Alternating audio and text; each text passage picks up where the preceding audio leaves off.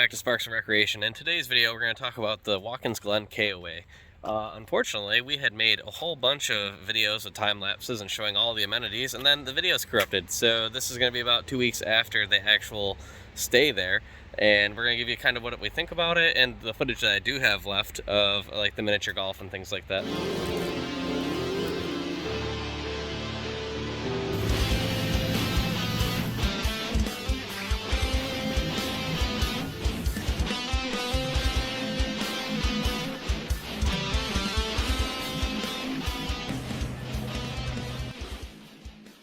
First, I just want to say that our experience was with the most expensive campsite that you could get at the KOA. It was paved with a pavilion and a swing and a nice little fire ring, and there's only a few of those spots available. It was about $220 to $230 a night, which is some of the most expensive KOA camping that we've ever done. Even like Outer Banks, Cape Hatteras, or Virginia Beach, even in LA, some of the ones we stayed at were around the same price and had much more amenities. So I want to start you off with that, and let's get into the video. Bathrooms in this KOA are pretty decent. Yeah, these are the ones that I don't think very many shower amenities. Yeah, it's kind of. They're the very front. It's like hidden behind the front office, so if you're gonna use them, use these ones. The other ones don't look nearly as nice from the outside, anyway. All right, we're at the front of the KOA. Got our clubs, got our balls. We're gonna check out a little mini golf course. It says there's 18 holes, but literally it looked like 6 with me. Must be there really little. All right, see what we got here. So the mini golf entrance is right over here near these front cabins. If you rent one of these ones, either just keep the golf stuff. K2, K3, K4, K5, any of those cabins, you got mini golf out back. And that's pretty cool. Yeah. Yeah, and you're right close to the front where there's like showers and stuff. So if you're renting cabins, definitely do one of those ones. The wristband. It's required. We'll talk about the wristbands in our review video, like at the end of this video, our review of the park. You'll get that joke a little more. All right, number one, we're gonna work our way through. Some of these are kind of interesting looking. A lot of them are just kind of basic, but let's go.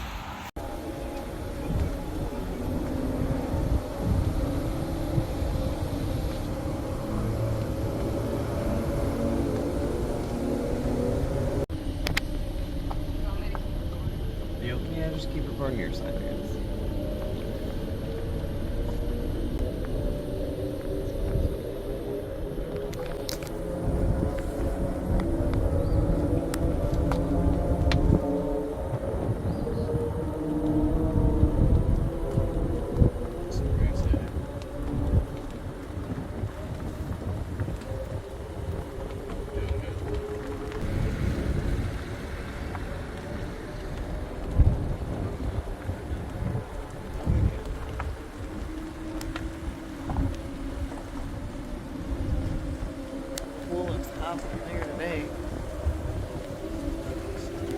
Sebastian, what do you think of the KOA here in Watkins Glen?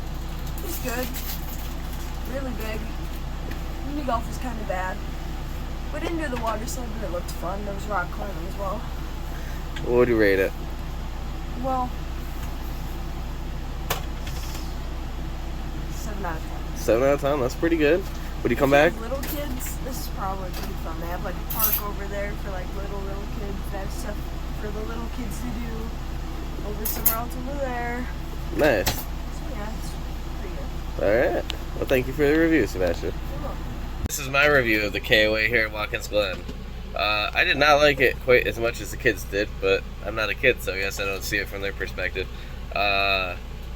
So there's like a big water slide thing, but even in their display of it and on their website, half of it's broken and looks like it hasn't been used in years. The far ends of each side of the park. So like the very center of the park when you first come in, nice and clean, well maintained. The farther you get out, like there's grass growing up between everything, the weeds are overgrown.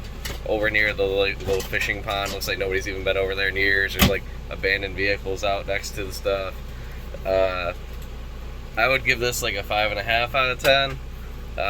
It is kind of expensive for what you get. This is one of the more expensive KOAs we've ever been to, similar to like what you'd pay at a KOA out in Outer Banks or Myrtle Beach or Virginia Beach, but you're not really super close to anything that's convenient. So It's still 10 minutes into Watkins Glen, which doesn't have a lot to offer for children. There's obviously a racetrack, and there's the Watkins Glen State Park, and there's some restaurants, but there's not a whole lot of family entertainment in any direction. If you go another 30 minutes south, you can get to the Corning Museum of Glass, which is cool if your kids are willing to even accept it as a fun thing. Not a lot of kids are into art displays, so we had fun. We made glass. I enjoyed it, but I feel like you're kind of in the middle of nowhere. Half the stuff that's here is kind of run down or broken, and our actual campsite itself, we paid for the nicest one, so yeah, it's nice. It's got concrete pad, it's got a gazebo, it's got a built-in fire pit, which is all very nice, but I don't think it's worth $200 a night almost. So that's my review on it. It's alright. I don't know if I would pick to stay here again unless it was like super cheap or I had something going on out here. So that's my review. What did you think of the Watkins Glen KOA? I think it depends what you're here for. If you're here for a race and you're looking for a nice spot to pop a squat, then you'll probably like it. If you're here just exploring the KOA in the area, you might be a little bit less likely to like it. We liked our actual campsite was beautiful, the gazebo was beautiful, all of that was beautiful. It is very strange because there's only like, I think I only saw 2 or 3 spots in the whole camp that had like extra bathrooms, or like I only know of 2 spots that had showers, which is okay, but they're quite a distance away from the camper. So like if you have a bunch of people in your camper and you all prefer to take showers like in the morning, and so you would use the bathhouse to kind of break that up a little bit, it's going to be a bit of a jaunt down there, and there's only a couple of showers. On top of the fact that the only bathroom that I did actually go into in the bathhouse was dirty and disgusting. The boys, I guess, was good, but there was literal poo on the seats and stuff. But there is a lot of stuff for little kids to do. The pirate ship, like playground and stuff, is awesome for little kids. My kids are a little old for that stuff. There's a huge water slide, but again, only half of that's working. Sebastian considered doing it, but did not end up doing that, so I'm not sure if he would have liked that. The bounce pads, all of that stuff is really, really nice. Like the idea, the option. There is a lot of stuff that looks like they just haven't maintained it that great. But yeah, I would probably overall give it like, I don't know, 6.5, 7, somewhere in there. Like, I'm not gonna go out of my way to come here, but it was nice for our weekend of what we were doing.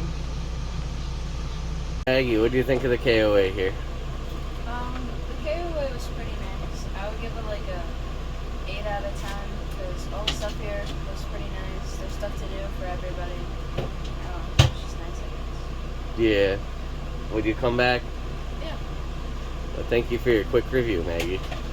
That I forgot in my part of the review, and that's the weird wristband system they have here. Oh yeah, I don't like wristbands. So they're kind of a pain in the butt about some things, which is the kids are like, they have a bunch I'm surprised the kids didn't talk about it. Yeah, I'm surprised the kids didn't complain. You get these wristbands that we never end up using because screw, being told what to do. But anyways, this is an adult one, and this is a child's. yes, and it's really not that super hot in this part of New York, so there's an indoor pool and spa.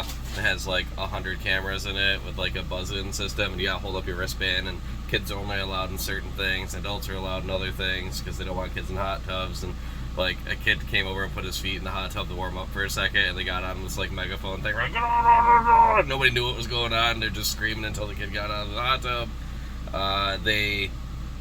We've been to probably 15 different KOAs across the country at this point. That's probably a low estimate. This is the first one I've ever seen where they do not allow you to have your own golf cart, moped, any of that type of thing. If you want to bring a golf cart, you had to provide your own insurance. You got to like prove that you're disabled, all these different things, and then obviously they want to rent you a golf cart. I think for $200, maybe your insurance policy should cover golf carts like every other KOA we've ever been to. So we specifically could not unload and use our golf cart. the wristband system also works for like mini golf and a couple other things. So They didn't actually check it for mini golf. Yeah, a lot we of did not have bands on it. Yeah, a lot of the stuff they didn't actually check, but like in the pool, there's like 100 cameras and everybody's just watching you the whole time. It's super weird. Like literally, just hire a lifeguard if you're that concerned about it. I don't know. Anyways, that's kind of our review on it. Hopefully you enjoyed some of the content, and we tried to give you some kind of like a drive around what the park looks like in a couple different spots. So comment, like, subscribe, tell us what you think. Maybe you loved it, and tell us why we're wrong. So see you in the next one.